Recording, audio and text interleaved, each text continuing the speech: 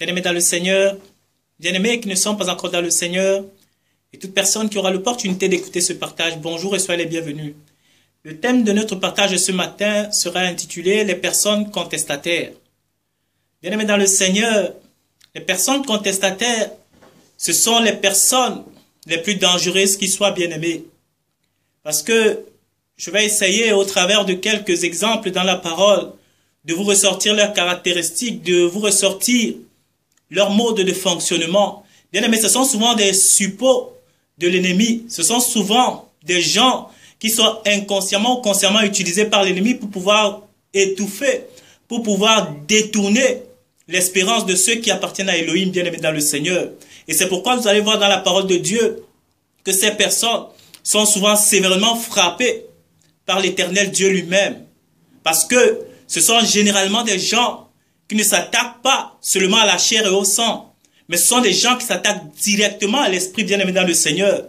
Ce sont des gens qui s'attaquent de manière fonctionnelle, de manière directe à Dieu lui-même, au travers de ceux qui s'aiment. Bien-aimé dans le Seigneur, on va commencer par le voir. Parfois, la contestation peut ne pas paraître virulente, elle ne peut ne pas paraître violente, mais bien aimé, ce sont ses effets, c'est le doute qu'elle sème dans ceux-là qui ont le désir de chercher Dieu, dans ceux-là qui cherchent Dieu de tout leur cœur, bien aimé, qui est souvent catastrophique.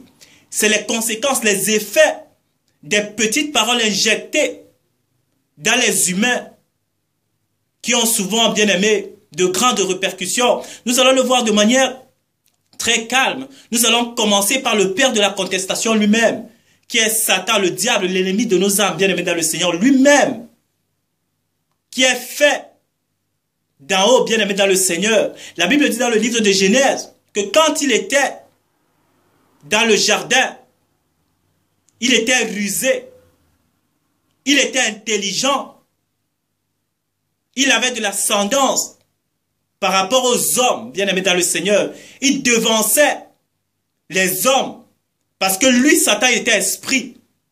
Et étant esprit, bien-aimé dans le Seigneur, il avait une longueur d'avance.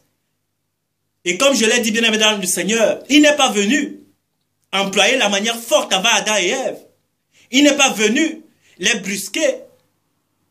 Il n'est pas venu avec beaucoup de bruit, bien-aimé dans le Seigneur. Il est venu avec une parole qui d'apparence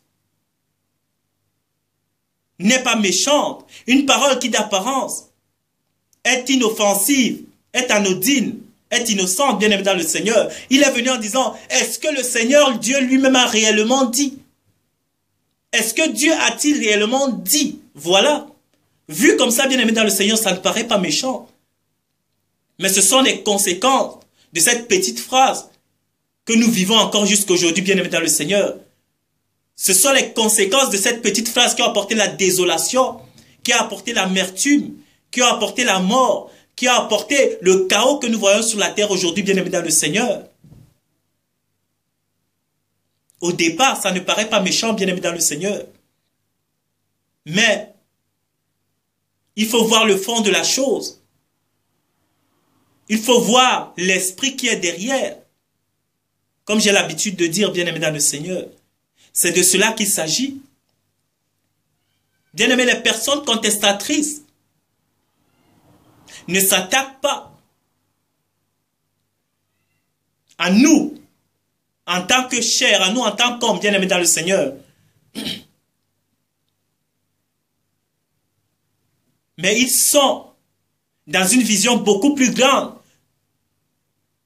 que si nous ne sommes pas capables de les discerner, bien-aimés dans le Seigneur. Leur vision peut complètement nous détourner de la vision de Dieu, peut complètement nous détourner du projet de Dieu qu'il a pour nous, bien-aimés dans le Seigneur. C'est pourquoi il faut faire très attention. Ils ont tenté le maître lui-même. Parce que n'ayant pas la sagesse, parce que n'ayant pas la connaissance, ils n'avaient pas le pouvoir de discerner par quel esprit Jésus opérait. Ils ont attribué ses miracles, ses prodiges, ses guérisons au prince de ce monde, au prince des démons, Belzébul, bien-aimé dans le Seigneur. En attribuant ainsi ces faits au prince des démons, il ne s'attaquait pas là, à Christ en tant qu'homme. Il s'attaquait directement à Dieu. Parce que la Bible dit que celui qui blasphémera contre le Fils de l'homme, cela lui sera pardonné. Mais celui qui blasphémera contre le Saint-Esprit de Dieu, cela ne lui sera pardonné dans ce siècle, ni même dans le siècle à venir, bien aimé dans le Seigneur. Et c'est le rôle des contestataires, bien aimés dans le Seigneur. Ils n'ont rien à faire de vous. Vous ne les intéressez pas. Ils veulent l'esprit que Dieu a mis en vous. Vous, en tant que chair, vous ne les intéressez pas, bien aimés dans le Seigneur. Il faut le comprendre très tôt. Ils savent que vous détournez votre esprit d'Élohim. C'est vous perdre de manière totale.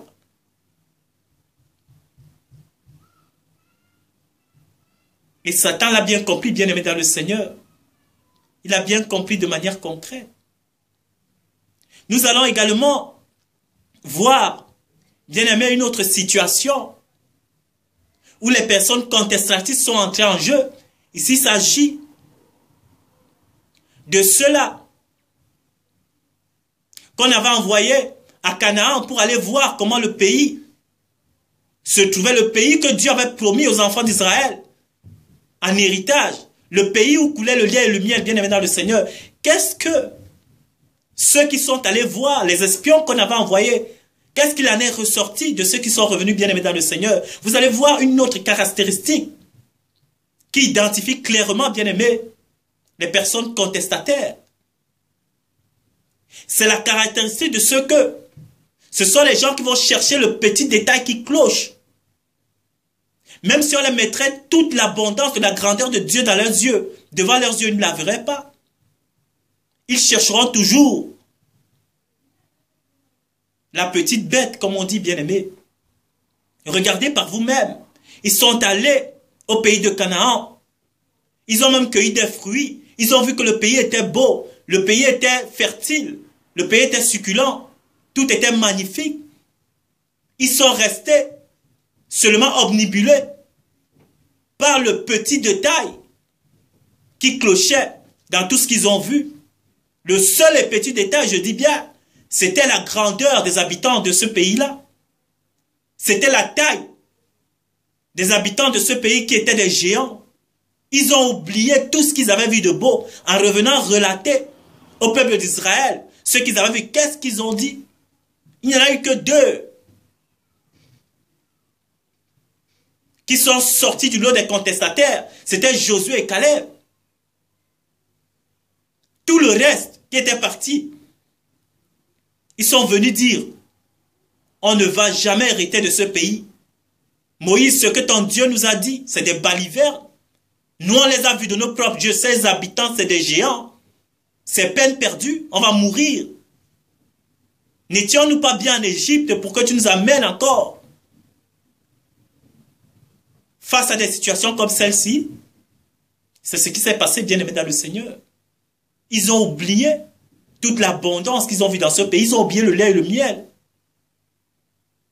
Ils ne voyaient que la défaite. Ils ne voyaient que les géants. Mais qu'est-ce que Josué et Caleb ont dit? Ils ont rapporté exactement et fidèlement que le pays que Dieu a promis, c'était un beau pays comme il a dit. C'était un pays où le lait et le miel coulaient. Ils n'ont pas cherché le petit détail. Ils ont même dit, si Dieu le veut, nous conquérons ce pays. Ils vont monter contre eux. Dieu nous donnera ce pays comme il a promis. C'est ça les personnes contestataires bien aimées dans le Seigneur. Vous allez voir la fin de ces personnes. La Bible dit que hormis Josué et Caleb, tout le reste ont été frappés par des plaies. Ils sont morts. Parce que ils venaient, bien aimés, polluer, souiller l'espérance que Dieu avait donnée au peuple en ce qui concernait l'héritage de ce pays. Et Dieu ne rigole pas avec cela, bien aimé dans le Seigneur. Vous pouvez vous attaquer.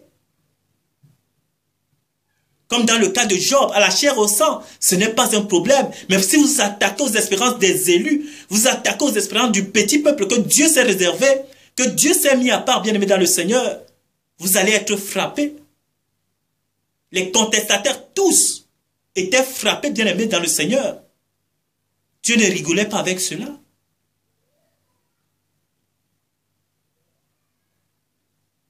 C'est comme ça, bien-aimés dans le Seigneur.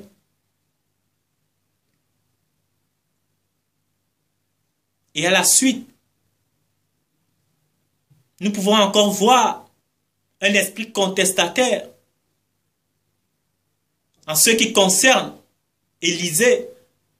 Dans 2 Rois au chapitre 7, bien-aimés, il est relaté là une histoire où quand le peuple d'Égypte a été assiégé par le roi de Syrie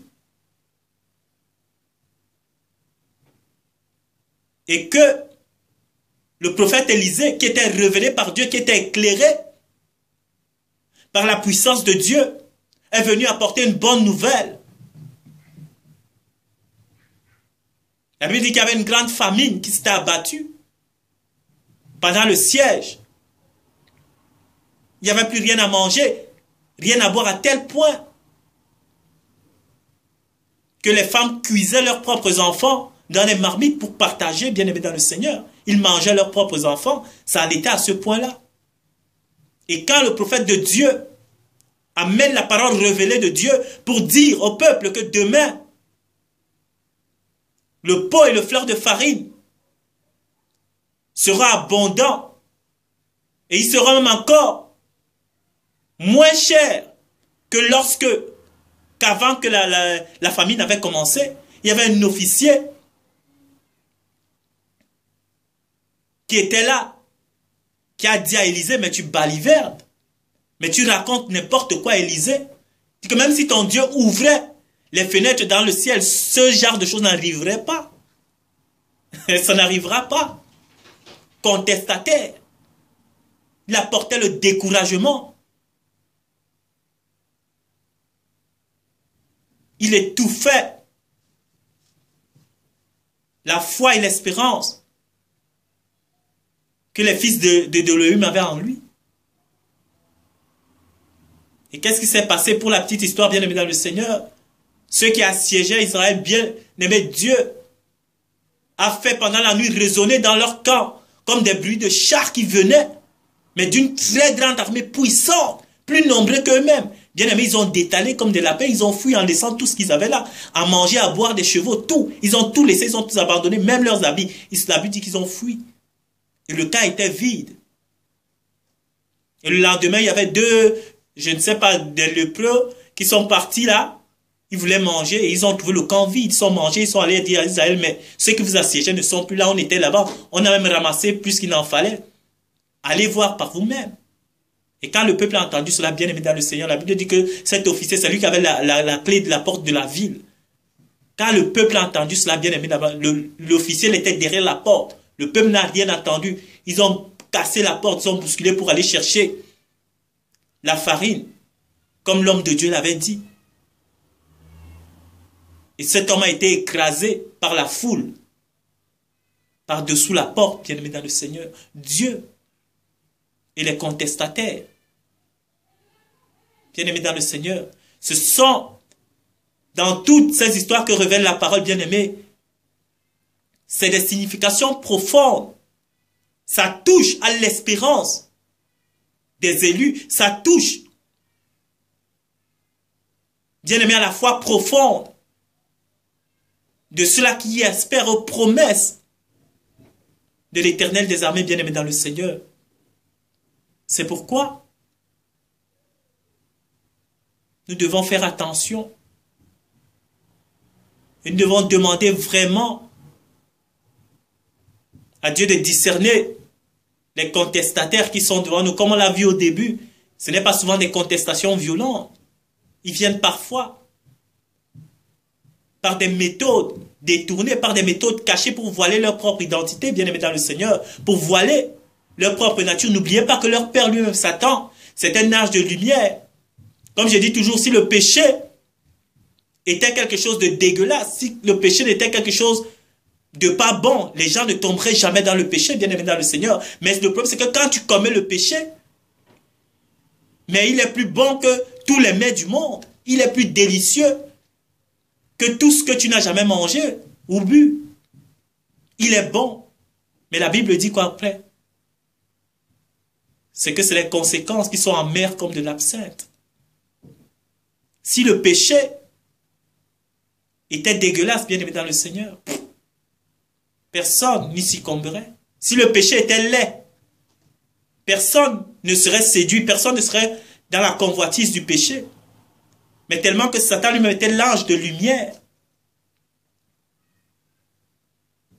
Et il a gardé cette ruse, bien-aimé.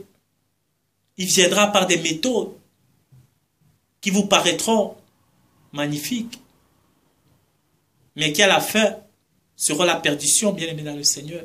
Donc c'est ça. Une autre remarque des contestataires, c'est que ce sont des gens qui traitent de prétentieux, bien-aimé, tout ce qui vient du Seigneur.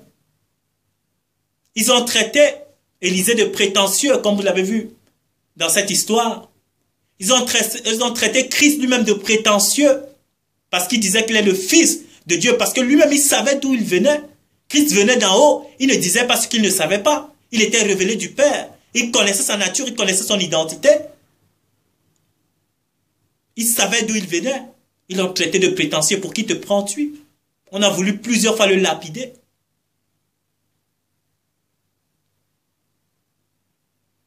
Ils ont traité Jean le Baptiste de prétentieux, bien-aimé dans le Seigneur. Jean le Baptiste qui lui-même n'avait pour lui rien d'autre qu'un bâton et ses sandales. Rien d'autre comme habit que des habits cousus dans les peaux d'animaux bien-aimés. Il n'avait rien à lui. Bien-aimés, les élus de Dieu, les gens qui viennent de Dieu, sont des personnes qui, comme la Bible dit de Christ, devant lesquelles on détourne le regard, qui sont d'apparence de rien du tout. Ils n'ont l'apparence de rien.